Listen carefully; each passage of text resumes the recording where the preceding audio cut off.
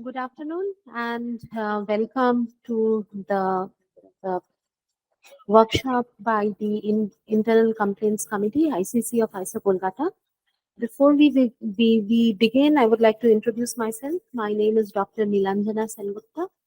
I'm a faculty member of the Department of Biological Sciences and I'm the convener of the ICC. Before we begin, I would like to invite the other members of the ICC to come one by one and introduce themselves.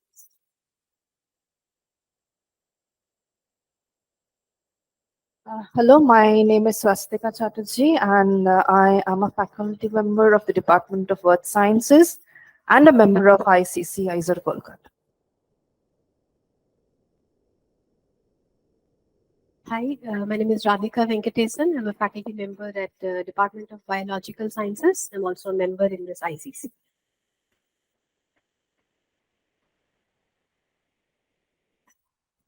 Hello, I am a scientific officer from Department of Chemical Sciences and I am also a member of IT. So I am Padma Gupta from Department of Chemical Sciences.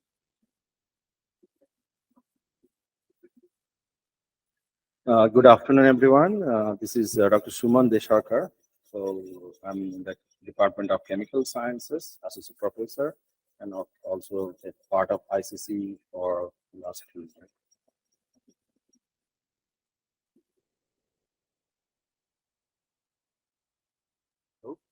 My name is Debojyoti Guha. I'm a student member of ICC. I am from the Department of Physical Sciences and I'm from 1995. Thank you.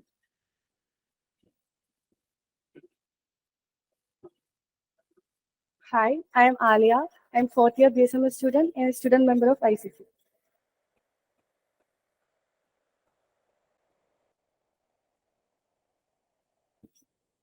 Hello, this is Dr. Surashri Datta. I'm the junior translator Raj Bhasha. I'm the member secretary of ICC. Thank you very much. Thank you, members. We have two more members who could not make it today. One is Dr. Arnab Gupta. He is an associate professor of the Department of Biological Sciences and a faculty representative of ICC.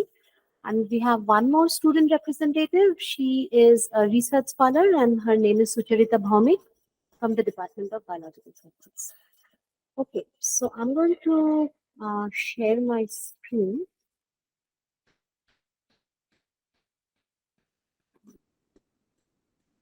Oh, yeah.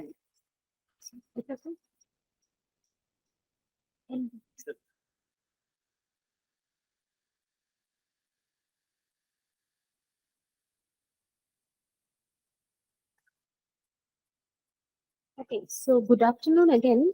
We are going to go through what the ICC is about, and presumably you are a new student at ISA Kolkata, and you are probably not yet aware of the existence of the Internal Complaints Committee. The job of the Internal Complaints Committee is to ensure the safety and security of women and to act against sexual harassment. So sexual harassment, you might appreciate, results in violation of the fundamental rights of a woman to equality, right to life, and to her right to live with dignity, right to carry on a profession which includes a right to a safe environment that is free from any fear of harassment. And ISA Kolkata is committed unequivocally to providing a safe, secure, and welcoming working environment free from any gender-specific discrimination and sexual harassment. So we at ICC, the job of the Internal Complaints Committee or our role is to uphold the dignity of women in the ISA Kolkata community and to ensure that there's zero tolerance towards sexual harassment. So I have already introduced the members. This is a summary of the members. You will also find this information in the ICC portal. So if you go to the ISA Kolkata webpage, you can actually find a portal for the Internal Complaints Committee. And all the names of the members as well as their individual email IDs are provided. So as per the Sexual Harassment of Women at the Workplace Prevention, Prohibition and Redressal Act of 2013, as well as the University Grants Commission Prevention, Prohibition and Redressal of Sexual Harassment of Women, Employees, Women employees and students in higher education institutions regulations, that is 2015, as per these two roles, the ICC addresses sexual harassment complaints. Okay, so if you're a if there is a case of sexual harassment within the institute and if it is reported on time, then as per these two uh, these two acts, we are going to work accordingly. The ICC functions as a fact-finding body, okay, that investigates and recommends actions on all acts of sexual harassment against any individual. So I would like to emphasize this. So the ICC functions as a fact-finding body. We cannot enforce. We can only, do the best as we can in terms of investigation, and we can recommend certain certain actions. Okay, we cannot enforce those actions; those are left to the higher authorities of the institute. But we do our best to find the facts and to kind of string together what may have happened in a given complaint. Okay. Now, before we move forward, we need to understand what may be sexual harassment, because especially when you're a young student, you have perhaps just moved out from your home environment into a more unfamiliar environment. You may not even understand what sexual harassment is. Okay, so it is important for incoming students and also for everybody to be aware of what is sexual harassment.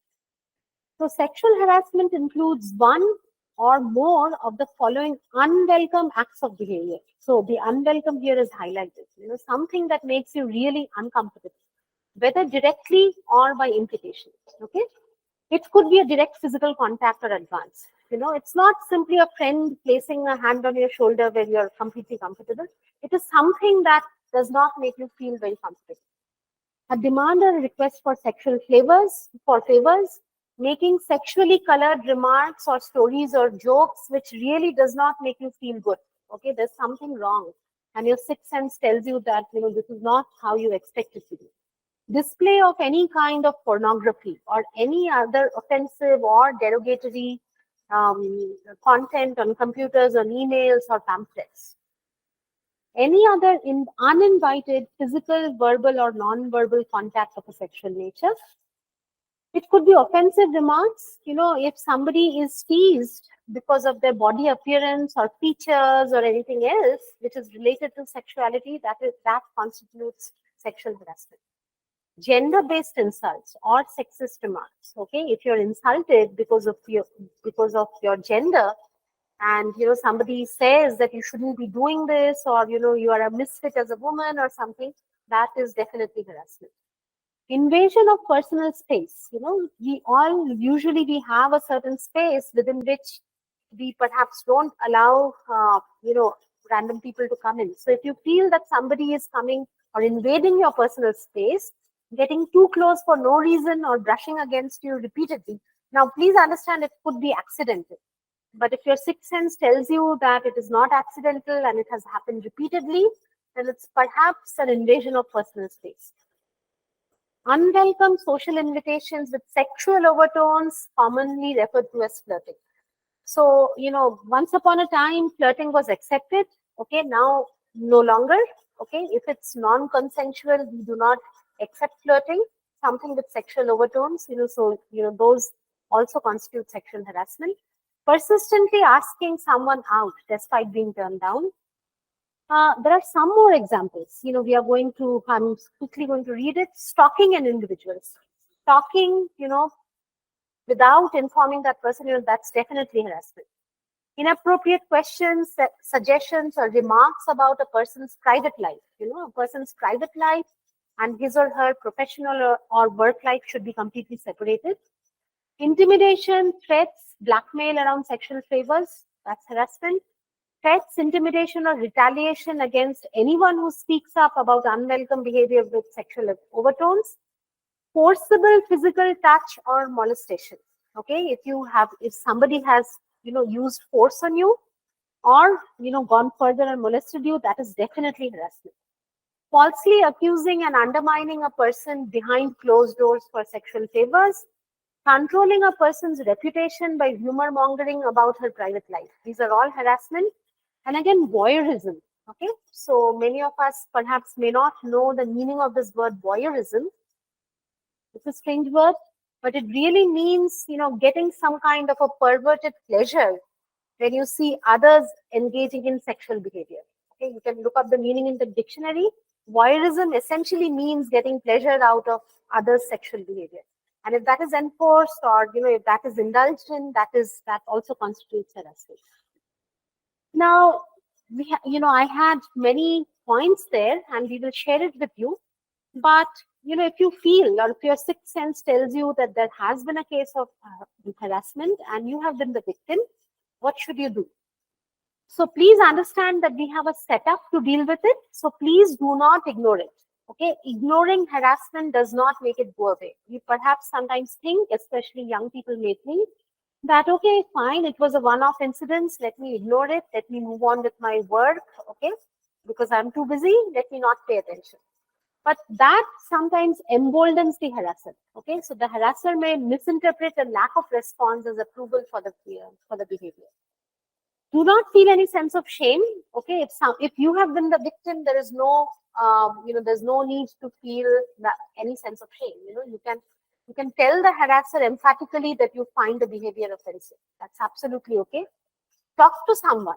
Okay, if there's been a clear harassment case, you must talk to someone. Talk to your close friend, talk to your family, okay? Talk to your advisor, your teacher. Don't keep it shelled up. It is important that you bring it out, okay? And also, if you feel it is persistent, please keep a record of all the incidences, okay? The date, the time, the context. This record will be helpful when you lodge a formal complaint. I would like to emphasize this. If you feel there has been a case of harassment, out of all the points that we said, do not ignore it. Do not feel a sense of shame. Please chronicle everything that has happened. Okay, please keep a record. And please do not delay. Delay in action increases the chances that unwanted behavior will continue or will escalate. So that helps nobody. That does not help you. That does not help the committee that is actually handling this. So please come forward and complain. You can also write to us at cash.convener@iserpol.ac.in, but please a few guidelines. Okay, you can also talk to any of the members. You are welcome to write. If you feel that you have been taught by one of the members, or you have, been to the lab of one of the members, or somehow you have interacted with someone, or one of the members happens to be your senior, or you're more comfortable talking to the student members, please do so. Please go and email or talk to any of the members. Okay, but you must submit a complaint within 3 months. So that this 3 months is very crucial. If you wait for much more, then perhaps it might loosen up. You're just weakening your own case. Okay, and where there's a recurrence, a period of 3 months from the date of the last recurrence. This sometimes may be extended by another 3 months if the committee finds that the circumstances were very unusual, and that really supports a delay in the process. But please try not to do it. Please do not go beyond 3 months from the last date of occurrence in order to report it. So the complaint, the nature of the complaint is also important. You should, as we have said, you should have the dates, the times, and the places. Okay. In addition to that, if you also have who you're complaining against. Later on, the person will be referred to as a respondent. Okay, he or she will respond to this complaint. So the respondent's names, and in case you have a witness, okay, a witness or a confidant even, please put those names also down. Make a very coherent report. It need not be long, but it has to be to the point. Put it in writing and please send it to us. Okay, we will do the very best we can to help you. So once again, please know that there is an internal complaints committee. Please know that there is something known as sexual harassment. Please do not feel that harassment does not occur. It does occur in today's world. It's just that we are more aware. And please know that there's a committee which is out there to help you if you actually come forward and cooperate with us. Okay. So there's information available on the ICER homepage. You actually have to go to the ICER ICC sub-page, and you will find all the relevant information. And if you have any questions, please let us know. Thank you very much.